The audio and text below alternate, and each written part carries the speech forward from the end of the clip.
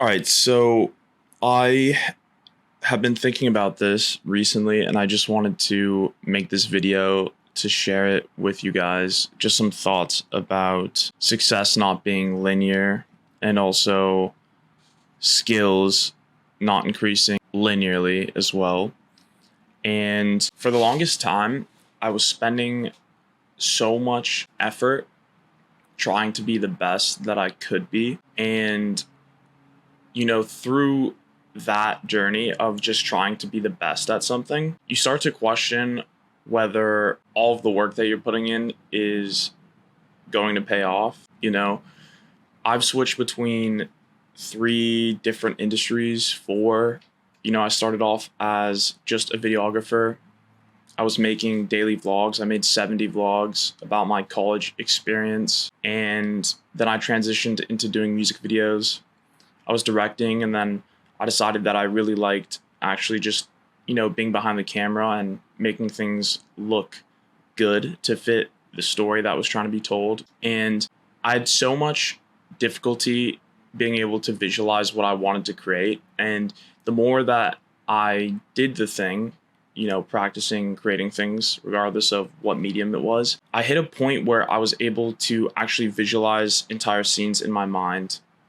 And I was almost editing these scenes that I had imagined in my brain. And that was really cool because I could just close my eyes or keep them open, and I could see the kind of stories that I wanted to tell and a shot by shot breakdown of how I wanted to tell them. But my biggest issue was the ability to actually bring those to life. So I spent a lot of time working with cameras. I upgraded my equipment. I read a ton of books. I was making things all the time. I always had a camera on me, and I was just practicing. And I was trying to bring things to life through film. And that was great. At the time, I was in college, and I had a lot of people around me that were willing to help for free, and were also just excited for me to exercise my creativity. And it made it super easy to just go out and make things. And then once I graduated, I had to get a job for a few years. And the only time I really had to make things was between the period of 6 to 12 p.m., 12 a.m. And so, a lot of that would fall on nighttime. And, my friends started to get jobs. People moved away. Of course, I met new people, but not everyone was as enthusiastic about creating films as I was. And it became difficult to create things because the longer you do it, the more you realize that the camera gear doesn't really matter as much. It does to a certain extent, right? It will push the quality of your work to a different level, surely, with lighting and audio and the camera and lens choice. But what's in front of the camera is much more important than what is capturing it. So what I mean by that is, if you have a really good location and you have people who are really good in front of a camera, that will go so much further than just having a really expensive camera.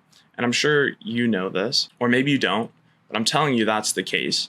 And so it became a constant struggle to find not only people, but places that I can film that were interesting enough to tell the stories that I wanted to tell. And so most of those opportunities came through client work, where somebody else was coming to me with a budget and they wanted to bring their idea to life.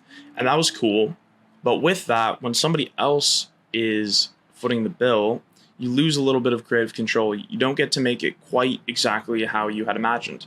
And so I was really frustrated for a while because I wasn't sure how to tell the stories that I wanted to tell through a film medium. There was so much of the business aspect that got interweaved that for a long period of time, it stopped being fun to do. And so I pivoted. And in my free time, while I was working a 9-to-5 job, I just started creating 3D animations and learning everything that I could about each part of the process. And at first, I was doing things that were based in realism because everyone wanted to make things realistic. They wanted things to be able to be composited into real life. and create things that looked like reality. But the way that I saw the world was actually a bit more stylized. And I found that my voice could be found in the creative decisions that were made that didn't rely so heavily on realism, but rather the choices that I made about characters, what they were wearing, the environments that they were in, the actions that they were performing. And the cool thing about this was that I didn't have to rely on trying to find other people that were willing to be in my film. I could just create them. And obviously, there was this huge gap of me having all of these ideas and the ability to execute on those ideas. And for a long time, I just kept making things. I kept learning each part of the process. So like animating, creating environments, right? Lighting, moving the camera. And this is all in a 3D space. And this was something that I could do just on my own without other people. And that was liberating. But at the same time, there is just such a skill gap in 3D. And the longer I do it, the more I realize that I don't think I'll ever be done learning, which makes it a cool medium to work in, because if you are a lifelong learner like I am, it's cool because you're going to learn new stuff every day, and that's great. But there's really not a point where you can just stop. And so once I realized that, I just kept making things. I was making things daily in my free time when I wasn't working on client projects. And I actually decided to go for full time this year. And it gave me so much more time to just really dive into the ideas that I had written down and the ideas that I had had in my head that I just wasn't able to execute on with film. And so as I was doing this, for years, literal years spent trying to get better, there were days where I looked up and I said to myself, is this even worth it? Like, am I even getting better? You know, I'd spent so much time, but I had nothing to show for it. And I was kind of just relying purely on brute force, like try to make things up into the point where I could. And then if I got stuck, I would use Google. I would talk to a friend. I would read books. I would watch tutorials. And I would just keep hammering away at all the roadblocks that were in front of me. And now I'm waking up on, what is this? This is a Tuesday. And I've already created an entire world with characters and an entire animation before noon. And I'm trying to reflect back on when that period of time was where things just clicked. And I think it was a couple months ago.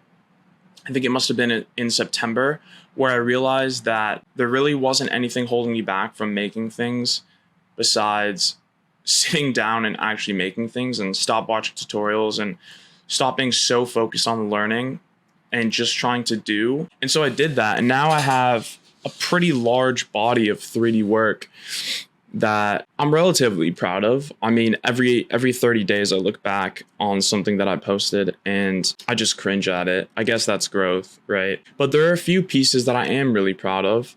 And it's a really cool feeling to be able to bring these ideas to life. It's a feeling that I haven't experienced anywhere else. And I get in such a flow when I'm creating that it doesn't even feel like work. And that's awesome. That's a really great place to be. But I want to iterate that this did not happen overnight. And there were so many days where I questioned whether all of this work was worth it. And the way that things moved and the way that I progressed in my skills was not linear.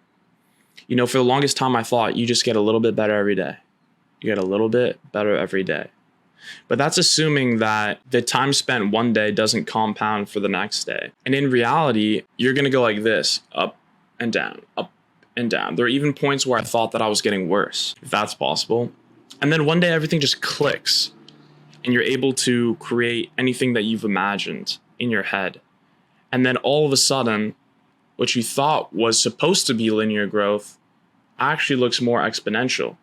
It's more like flat, flat, up, down, flat, flat, flat, flat, and then it just goes crazy. And that's a feeling that I've experienced in the last couple months in a medium that is relatively new to me, but it's something that I've actually been practicing for over 6 years, just in different mediums, right? And I've been able to apply what I've learned to being able to draw, to storyboard, to film. I still take photos, right? To design, to curate the way things look in the world.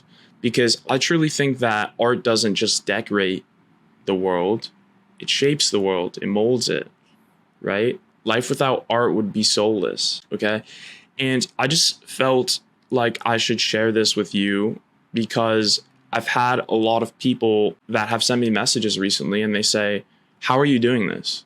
How are you creating so much work? And the answer to that question is now it's become easy. It doesn't feel like work. It just feels like bringing my ideas to life.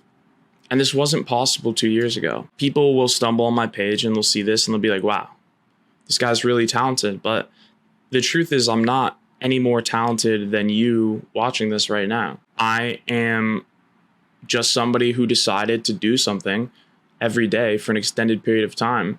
And I'm finally starting to see what I'm doing pay off. Now, who knows what I'll be doing next year? It seems like every year I like to pick up a new thing that I get super obsessed about. But this is something in my toolkit now that I can use and that will serve me for life.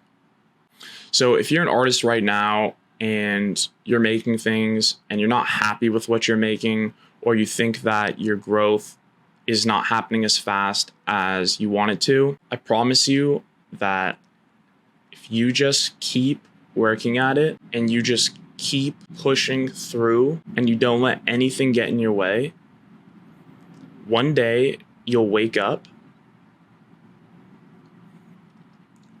and you'll be so proud of everything that you've done. That's all I have for you guys today. Keep creating, and thank you for watching.